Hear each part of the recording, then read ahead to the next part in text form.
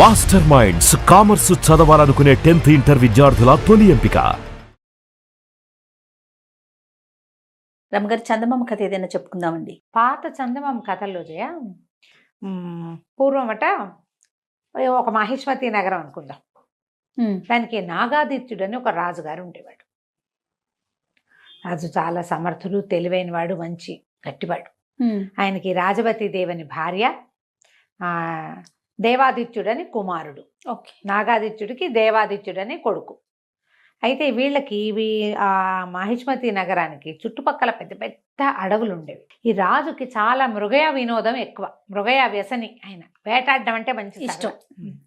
అయితే దీనికి ఏంటంటే ఒక పక్కగా డాకిని వనం అని ఒక వనం ఉందట. పేరే ఏదోగా ఉంది కదా. ఈ డాకిని వనంలో ఏవో తిరుగుతాయి విచిత్రాత్మలు, విచిత్ర ప్రాణులు ఉంటాయని ఆ పక్కకి ఎవ్వరూ వెళ్ళేవాళ్ళు కాదు. సాధారణంగా వేటగాళ్ళు వచ్చి ప్రభు అక్కడ కుందేలు తిరుగుతున్నాయి, అక్కడ లేలు తిరుగుతున్నాయి, ఇక్కడ పుల్లు ఉన్నాయి, అక్కడ సింహాలు వచ్చినాయి, ఏనుగులు చాలా ఇబ్బందిగా ఉన్నాయి, లేదా ఏనుగు బాగున్నాయి, వేటకి మంచి బాగుంది అని చెబితే అక్కడికి వెళ్తూ ఉండేవాడు. అయితే ఒకసారి ఒక కోయవాడెవరు ఈ డాకిని వనం ప్రస్తావన చేసి అక్కడికి ఎవరు వెళ్ళర్లేండి అన్నాడు. ఎవరు వెళ్ళంది ఏమిటో చూద్దామనిపించింది దీనికి. జనరల్గా అలాగే ఉంటుంది చూడు మనుషులకి. అవునండి, ఎవరు చేయండి మనం చేయాలి. అక్కడి నుంచి ఈయన డాకిని వనానికి బయలుదేరుతున్నాడని తెలిసి రాణి వద్దంది, ప్రజలు వద్దన్నారు, మంత్రులు వద్దన్నారు, సైన్యాధిపతులు వద్దన్నారు. ఆయన ఠాటును వెళ్ళవలసిందేనన్నాడు. ఆ డాకిని వనానికి వెళ్ళారు. వెళ్తే అదేం విచిత్రంగా లేదు, ఇంకా మామూలు అడవుల కంటే అది ఇంకా బాగుంది. ఓకే. ఫుల్ గ్రీనరీ, మొత్తం పచ్చగా ఉంది. అసలు ఎన్ని పువ్వులో, ఎన్ని చెట్లు, ఎన్ని కాయలో, ఎంత పూతో చెట్ల నిండా. చాలా సరదా వచ్చింది ఆయనకి. అయితే ఏమైంది, ఈయన వేటాడడానికి వెళ్ళాడు లోపలికి. వేటకి ఏం కనపడలా, ఎంత ఆకుపచ్చగా ఆహ్లాదభరితంగా ఉంది. దీనికి డాకినివని పేరు ఎందుకుందో అర్థం కాలే. జంతువు అన్నది లేదు అందులో. ఓకే. చివరికి ఆయనకు ఒక కుందేలు కనపడింది. ఏమీ కొట్టకుండా బయటికి ఎందుకు వచ్చేయాలని ఆ కుందేలుని వేసి కొట్టాడు. ఆ కుందేలు దగ్గరికి వెళ్ళేది వీళ్ళు సైనికులు, వేటగాళ్ళు అంతా ఆగిపోయారు, ఏమీ లేదని. రాజు ఊరికే తిరిగి చూస్తాడని ఆయన వదిలిపెట్టారు. ఆయన ఒక్కడే ముందుకెళ్ళి కుందేలు కనపడేసరికల్లా బాణం వేసి కొట్టాడు. ఈ కుందేలు ఈ బాణం దానికి తగలంగానే ఆ కుందేలు ఒక అమ్మాయిగా మారిపోయింది. తను ఆశ్చర్యపోయాడు. పరిగెత్తుకుంటూ వెళ్ళాడు, గుర్రం దిగి పరిగెత్తాడు దగ్గరికి. తీరా చూస్తే ఆ బాణం పట్టుకుని కూర్చునింది ఒక అమ్మాయి అక్కడ. ఎవరు ఏమిటంటే, నేను ఈ అడవిలో ఉంటాను, నాకు ఆ నచ్చిన రూపంలో తిరుగుతాను, ఈ వనం మాదేను అని చెప్పింది. చెప్తే ఆయన మైమరిచిపోయాడు ఆ అమ్మాయిని చూసి.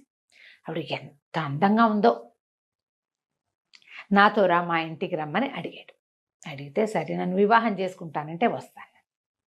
బాగుంది. సురసుందరి ఆ అమ్మాయి పేరు. ఆ సురసుందరి పుట్టు పూర్వోత్తరము అడవిలో ఎందుకుంది, వాళ్ళ అమ్మ ఏంటి, నాన్నేది, అమ్మ నాన్న ఎక్కడన్నా, అక్క చెల్లి ఉన్నారా, వీళ్ళకి రాజ్యం ఉందా లేదా, వీళ్ళు ఏం తిని బతుకుతారు, ఏమీ అడగల. పిల్ల నచ్చింది, వచ్చేయమన్నాడు అంతే. అంతే. వచ్చేసింది. వచ్చాక అంగరంగ వైభవంగా పెళ్లి చేసుకున్నాడు. ఇక సురసుందరిదే లోకం. భార్య రాజవతీదేవి మొహం గిట్టడం మానేసింది ఆయనకి. గిట్టట్లేదు మొహం. పిల్లాన్ని చూస్తే విసుగు. ఒక 5-6 సంవత్సరాలు ఉన్నాయి. ఏమీ వాడి వైపు తలకాయ తిప్పి చూసేవాడు కాదు. ప్రజలంతా ఆశ్చర్యపోయారు. ఆవిడ అందానికి అందరూ మైమర్చిపోతున్నారు. కానీ ఇదేమిటి, ఆ పెద్దరాణిని లోకంలో రెండో పెళ్ళిళ్ళు సహజం, మామూలు వాళ్ళే చేసుకుంటారు. రాజుగారు రెండో పెళ్లి చేసుకోవడం విచిత్రమేం కాదు. కానీ భార్యని సరిగ్గా చూసుకోకపోవడం ఉంది చూడు, అది వింతగా ఉంది. ఆయన చీదరించుకునేవాళ్ళు ఆవిడ్ని. కొన్నాళ్ళకి సురసుందరికి కూడా ఓ కొడుకు పుట్టాడు. కొడుకు పుట్టిన తర్వాత వీళ్ళంతా ఏం చెప్పుకున్నారు, ఇంకేముంది, సురసుందరి కొడుకే రాజ్యం వస్తుందంటే పెద్దరాణి గారి కొడుకు ఎందుకు ఊరుకుంటాడు. 7 ఏళ్ళ వాడు. ఇప్పుడు చిన్నపిల్లాడికి 20 ఏళ్ళు వచ్చేసరికి వాడికి పెద్దవాడికి 27 వస్తాయి. వాడు ఒప్పుకుంటాడా? ప్రజల్నిలో తిరుగుబాటుతాడు. అక్కడి నుంచి ఆ సురసుందరికి పుట్టేసింది, ఎలాగైనా సరే ఈ కుర్రాన్ని, అమ్మ తల్లిని ఊళ్ళో ఉండనివ్వకూడదు. వాళ్ళు ఉంటే నాకు ఉండబుద్ధి కావట్లేదు, వాడిని చూస్తే నాకు భయం వేస్తోంది అని ఈ భర్తని బాగా ఎక్కేసింది. ఎక్కేసేసరికల్లా ఈయన ఆలోచించి ఒకరోజు దేశ బహిష్కారం విధించేశాడు. ఏ సందర్భం వచ్చినా అన్న తమ్ముడు కలిసినప్పుడల్లా ఈ తమ్ముడు ఏదో కొడ్డ పని చేయటం, ఆ అన్న ఓ చేయి విదిలించడం. పిల్లలు అట్లా చేస్తారు కదా. వాడు ఎంతసేపు విసిగిస్తున్నాడు అనుకో, 4 ఏళ్ల వాడు 10 ఏళ్ల వాడిని విసిగిస్తే 10 ఏళ్ల వాడు ఎందుకు ఊరుకుంటాడు, ఓ చెంపకాయ కొట్టడు, విసుకుంటాడు, విసిరేస్తాడు, వద్దంటాడు.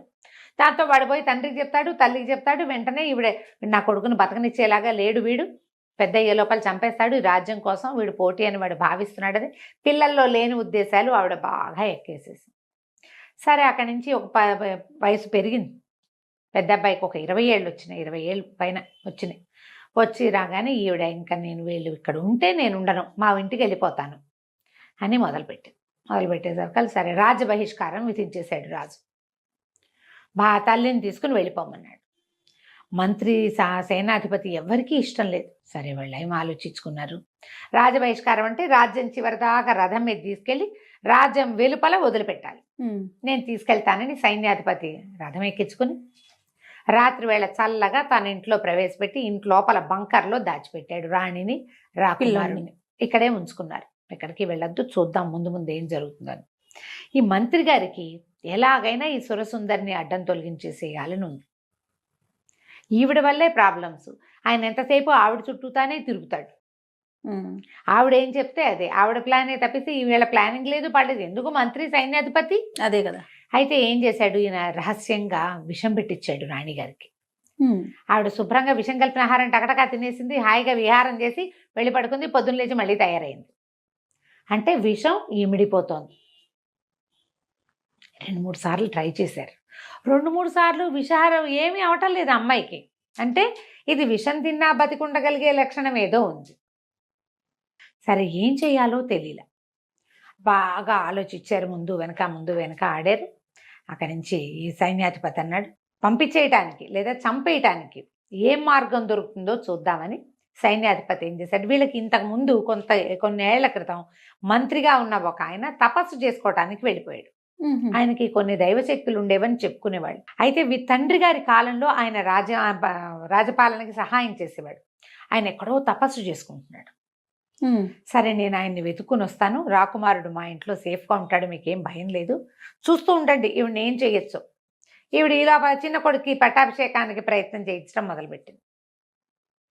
ఈ మన సైన్యాధిపతి ఆ గురువు గారిని వెతుక్కుంటూ ఇక వెళ్ళాడు ఎక్కడికో. ఊరి పొలిమేరలు కూడా దాటిపోయి, నగరం పొలిమేరలు దాటి బోల్డని కొండలు, అడవులు అవి ఉండే కదా, అడవులు కూడా దాటాక కొన్ని కొండలు ఉన్నాయి. ఆ గుహల్లో ఎక్కడైనా ఆయన ఉండొచ్చు అని చెప్పేసి అక్కడికి వెళ్ళేసరికల్లా ఇతనికి ఆయన దొరికాడు, ఋషి. ఆయన ఎన్నేళ్ల నుంచో దాదాపుగా 30-40 సంవత్సరాల నుంచి ఆ కొండ గుహలో ఉండి తపస్సు చేసుకుంటున్నారు. ఈ సైన్యాధిపతి చిన్న పిల్లాడప్పుడు ఆయన వెళ్ళిపోయాడు. కనిపించేసరికల్లా నేను వెళ్ళి ఆయన పాదాలు పట్టుకుని, స్వామి మీరు సహాయం చేయాలి, మహిష్మతి నగరం మట్టిలో కలిసిపోయేలాగా ఉంది. ఎవరో ఒక స్త్రీని రాజు ఢాకినీ వనం నుంచి తెచ్చాడు. అప్పటి నుంచి కష్టాలు మొదలైనాయి. రాణిగారి మొహం చూడలేదు, మరి రాకుమారుడి మొహము చూడలేదు. దేశ బహిష్కారం విధించేశాడు. వాళ్ళని నేను దాచిపెట్టాను. రాణికి విషం పెట్టినా ఆవిడ చావడం లేదు. ఏం జరుగుతుందో మాకు అర్థం కావట్లేదు. నగరం విధ్వంసం అయిపోయేలాగా ఉంది. సరే అక్కడి నుంచి ఏం చేశారు, ఈయన బాగా జ్ఞాన దృష్టితోటి ఆలోచించి ఏం చెప్పాడంటే, ఆమె నిజంగా ఢాకినే రాజుని వశం చేసుకుంది మంత్రశక్తితోటి. ఆయనకి భార్య కొడుకు అక్కర్లా, మీరు ఎవరేం చెప్పినా విండు, ఆవిడేం చెప్పినా వింటాడు. అదే జరుగుతోంది. ఈ అమ్మాయి ఏ ఢాకినీ వనంలో అయితే ఈ అమ్మాయి ఇచ్చిందో ఆ ఢాకినీ వనంలో ఒక పెద్ద చెట్టు ఉంది. 12 ఊడలున్న మర్రి చెట్టు. చాలా చెట్లు ఉన్నాయి అక్కడ. 12 ఊడలున్న మర్రి చెట్టుకు వెళ్ళాలి. ఆ మర్రి చెట్టు తొర్రలో ఒక వెండి దబ్బన ఉంటుంది. ఆ దబ్బనమే ఆ అమ్మాయిని చంపగలిగే శక్తి ఉన్నది.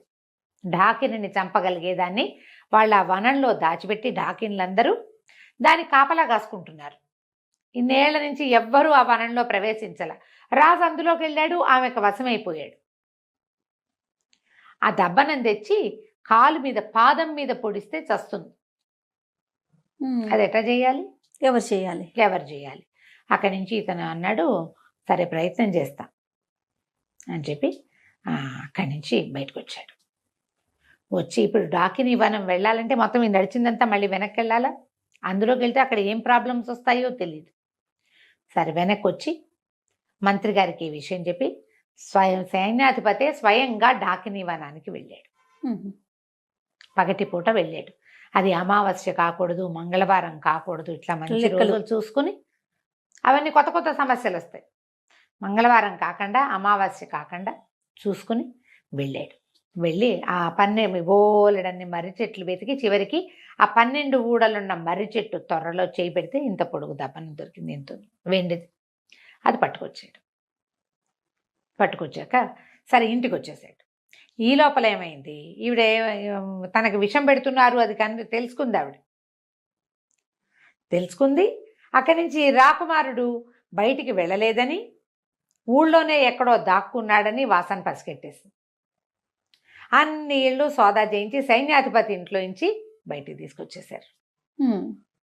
సైన్యాధిపతి ఇంటికి వచ్చేసరికి కల్లా రాకుమారుడు పట్టుబడిపోయాడు.